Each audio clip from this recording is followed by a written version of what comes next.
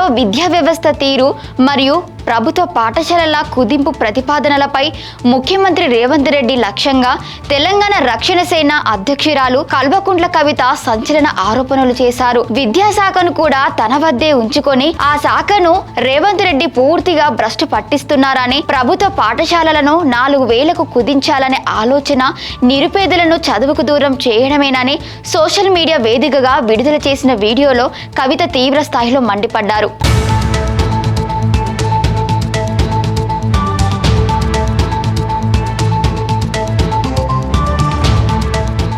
Welcome to Khyati connects. నేను మీ విద్య. తెలంగాణ రాష్ట్ర రాజకీయాల్లో విద్యా వ్యవస్థ పరిణామాలు ఇప్పుడు అధికార ప్రతిపక్షాల మధ్య తీవ్ర స్థాయి మాటల యుద్ధానికి కారణమయ్యాయి. రాష్ట్రంలో విద్యా రంగాన్ని కాంగ్రెస్ ప్రభుత్వం పూర్తిగా నిర్వీర్యం చేస్తోందంటూ తెలంగాణ రక్షణ సేన అధ్యక్షురాలు కల్వకుంట్ల కవిత ముఖ్యమంత్రి రేవంత్ రెడ్డిపై అత్యంత తీవ్ర స్థాయిలో విరుచుకుపడ్డారు. ముఖ్యమంత్రి నిర్ణయాలు మరియు ఆయన అనుసరిస్తున్న విద్యా విధానాలు హిట్లర్ పాలన కంటే దారుణంగా ఉన్నాయని, రేవంత్ రెడ్డి ముఖ్యమంత్రిగా కాకుండా ఒక తాలిబాన్లా వ్యవహరిస్తున్నారంటూ సోషల్ మీడియా వేదికగా ఆమె విడుదల చేసిన వీడియో ఇప్పుడు రాజకీయ వర్గాల్లో పెను సంచలనం సృష్టిస్తోంది.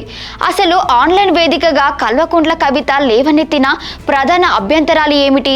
రాష్ట్రంలో పాఠశాలల కుదింపుపై వివిధ వెబ్సైట్లలో వస్తున్న కథనాల అంతరార్థం ఏంటి? మరియు విద్యాశాఖను తన వద్దే ఉంచుకున్న ముఖ్యమంత్రి రేవంత్ రెడ్డిపై ఆమె చేసిన ఆరోపణల పూర్తి వివరాలేంటో ఇప్పుడు ఈ వీడియోలో చూద్దాం.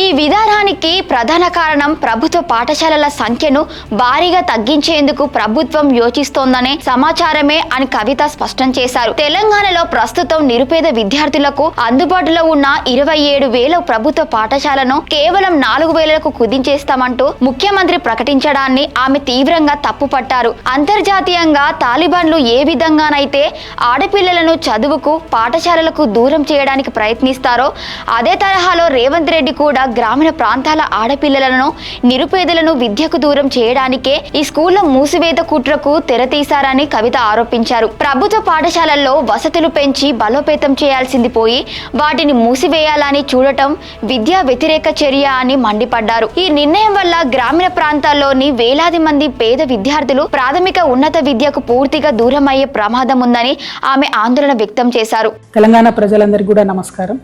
మన రాష్ట్రంలో ఉండేటటువంటి పేద మధ్యతరగతి ప్రజలకు విద్యనే ఖచ్చితంగా వారిని వారి పేదరికం నుంచి బయటపడేసి వారి జీవితాలని అత్యున్నతంగా తీర్చిదిద్దుకోవడానికి పనికొస్తుందని మనందరం కూడా మన పిల్లల్ని ఒత్తిడి పెట్టి ఏదో ఒక విధంగా మన పిల్లలు చదువుకోవాలని ప్రయత్నం చేస్తూ ఉంటాం.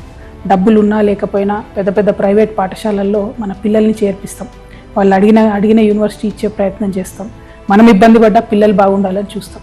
ఇదంతా ఎందుకోసం చేస్తామంటే ఆస్తులున్నా లేకపోయినా చదువు ఉంటే చాలనే ప్రయత్నంతో మనందరం కూడా చేస్తాం. సగటు పేద మధ్యతరగతి వారందరికీ కూడా విద్యనే ఆస్తి. ఆ విషయం తెలిసి కూడా తెలంగాణ రాష్ట్ర ముఖ్యమంత్రి గారు 27,000 ఉన్నటువంటి పాఠశాలల్ని కంప్లీట్గా తగ్గించి కేవలం 4,000కు చేస్తా అని చెప్తా ఉన్నారు.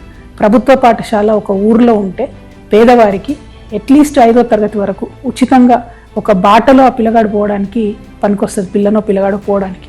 కానీ ఈ ముఖ్యమంత్రి గారు ఏమాత్రం ఆలోచన లేకుండా 27,000 స్కూల్ అన్నింటినీ కూడా కుదించి 4,000 చేస్తామంటున్నారు. అంటే ఇప్పటి వరకు ఊర్లలోకి ప్రైవేటు ప్రైమరీ పాఠశాలలు రాలేదు.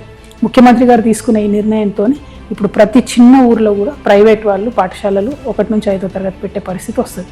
అన్నిటికన్నా ఎక్కువ ఏమవుతుందంటే ఆడపిల్లల చదువు మాత్రం విపరీతమైన దెబ్బ పడుతుంది. ముఖ్యమంత్రి గారు నేను హిట్లర్ అని చెప్పుకుంటున్నాడు. మీరు హిట్లరే, కానీ హిట్లర్ కన్నా ఎక్కువ మీరు తాలిబాన్. ఎందుకంటే తాలిబాన్లు కూడా కేవలం ఆడపిల్లల చదువు మీద రిస్ట్రిక్షన్స్ పెట్టి వాళ్ళు చదువుకోకుండా చేసారు. ముఖ్యమంత్రి గారే విద్యాశాఖ మంత్రి అయితే విద్యాశాఖ ఏదో వెలుగుతుంది అని చెప్పి అందరు భావించారు. కానీ అడుగడుగున అబద్ధాలు. ఇప్పుడు మీరున్న 27,000 పాఠశాలల్ని 4,000 పాఠశాలలకు చేస్తే ఇప్పుడు ఉన్నటువంటి ఉపాధ్యాయులందరినీ ఏం చేస్తారు? మీరు ఈ 3 లక్షల పై చిలుకున్నటువంటి ఉపాధ్యాయులందరినీ కూడా తీసేస్తారా? 4,000 పాఠశాలలో అడ్జస్ట్ చేస్తారా? లేకపోతే వివిధ గవర్నమెంట్ డిపార్ట్మెంట్లకు పంపిస్తారా? మీ విధానం ఏందనేటటువంటిది క్లారిటీ లేకుండా పెద్ద పెద్ద అనౌన్స్మెంట్లు మీరు పక్క రాష్ట్రానికి పోయి చేయడం వల్ల మన రాష్ట్రం పరువు పోతుంది తప్పితే ఇంకొకటి జరగడం లేదు. ఇంకొక విషయం, విద్యాశాఖ అనేటటువంటిది సంపూర్ణంగా అస్తవ్యస్తంగా తయారైపోయింది. ఒక సర్కస్ నడిచినట్టు నడుపుతా ఉన్నారు ముఖ్యమంత్రి గారు.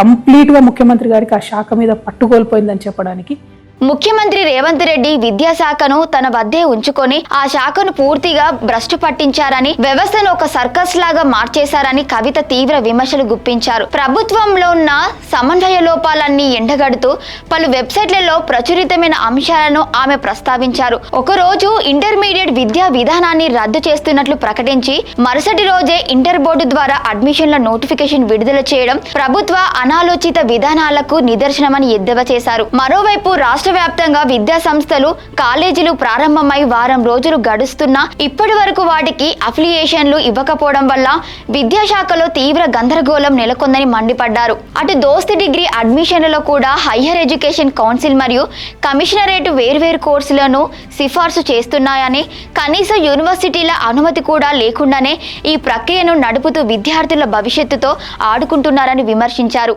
రాష్ట్రంలోని ప్రభుత్వ గురుకుల పాఠశాలలు మరియు వసతి గృహాల నిర్వహణపై కూడా కవిత తీవ్ర ఆవేదన వ్యక్తం చేశారు. వివిధ ప్రభుత్వ గురుకులాల్లో 100 మందికి పైగా విద్యార్థులు మరణించినా ముఖ్యమంత్రి రేవంత్ రెడ్డి కనీసం ఒక సమీక్ష సమావేశం కూడా నిర్వహించకపోవడం బాధ్యతారాహిత్యమని మండిపడ్డారు. విద్యార్థుల ప్రాణాల కంటే ప్రభుత్వానికి ఇతర అంశాలే ముఖ్యమా అని ప్రశ్నించారు. దీనితో పాటు గత కొంతకాలంగా పెండింగ్ లో ఉన్న దాదాపు 11,000 కోట్ల రూపాయల ఫీజు రీఎంబర్స్మెంట్ బకాయిలను విడుదల చేయకుండా ప్రభుత్వం కాలయాపన చేస్తోందని ఆరోపించారు. ఈ భారీ బకాయిలు నిలిచిపోవడం వల్ల ప్రైవేట్ విద్యా సంస్థల యాజమాన్యాలు కాలేజీలను నడపలేక ఇబ్బందులు పడుతున్నాయని, తద్వారా నిరుపేద విద్యార్థుల చదువులు అర్ధాంతరంగా ఆగిపోయే పరిస్థితి వచ్చిందని పేర్కొన్నారు. ఇంటర్మీడియట్ ఇంకొక పెద్ద జోక్. ముఖ్యమంత్రి గారు రివ్యూ చేసి రేపటి నుంచి ఇంటర్ బోర్డు ఉండదని చెప్తారు. ఈయన రివ్యూ చేసిన 2 రోజులకే ఇంటర్మీడియట్ బోర్డు వాళ్ళు ఇంటర్మీడియట్ నుంచి అఫిలియేషన్ ఇస్తాం, అప్లికేషన్ పెట్టుకోండి అంటే కోకొల్లలుగా ప్రైవేట్ వాళ్ళు అఫిలియేషన్ పెట్టుకుంటారు. ఈ 2 గొడవలు అవుతున్నటువంటి సందర్భంలో మళ్ళీ ఒక స్టేట్మెంట్ వస్తుంది, లేదు ఈ సంవత్సరం ఇంటర్మీడియట్ బోర్డు కొనసాగుతుంది, నెక్స్ట్ ఇయర్ 10+2 విధానం వస్తుంది అని చెప్పి. ఆ గొడవ అవుతుంటే ఇప్పటి వరకు ఇవాళ స్కూల్స్ స్టార్ట్ అయ్యి intermediate colleges, junior colleges start అయ్యి 7-8 డేస్ అవుతుంది. June 1st స్టార్ట్ అయినాయి.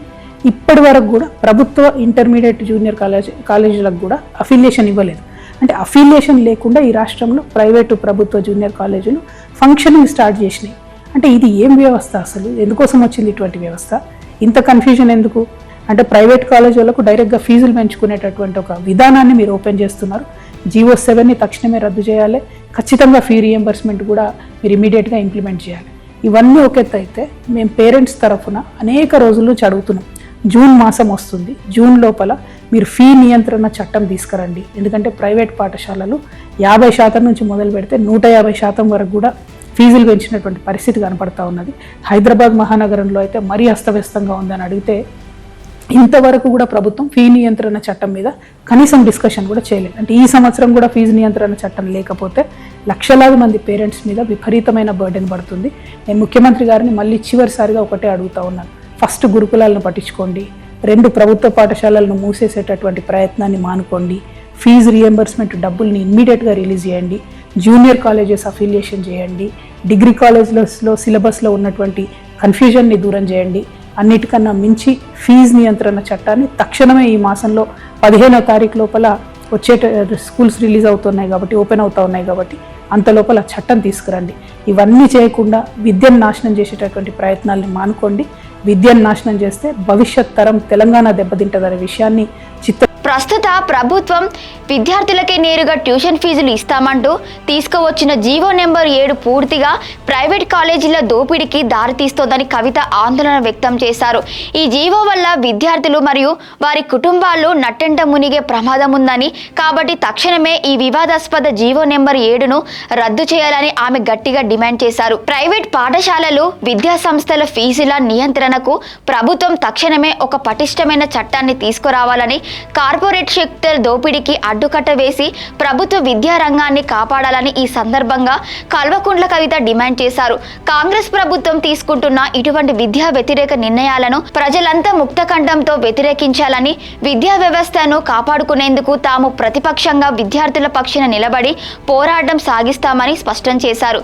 ముఖ్యమంత్రి రేవంత్ రెడ్డిని తాలిబాన్లతో పోలిస్తూ తెలంగాణ రక్షణ సేన అధ్యక్షురాలు కల్వకుంట్ల కవిత చేసిన ఈ సంచలన వ్యాఖ్యలపై, అలాగే రాష్ట్రంలో ప్రభుత్వ పాఠశాలల కుదింపు ప్రతిపాదనపై మీ అభిప్రాయాన్ని కింద కామెంట్లో తప్పకుండా తెలియజేయండి.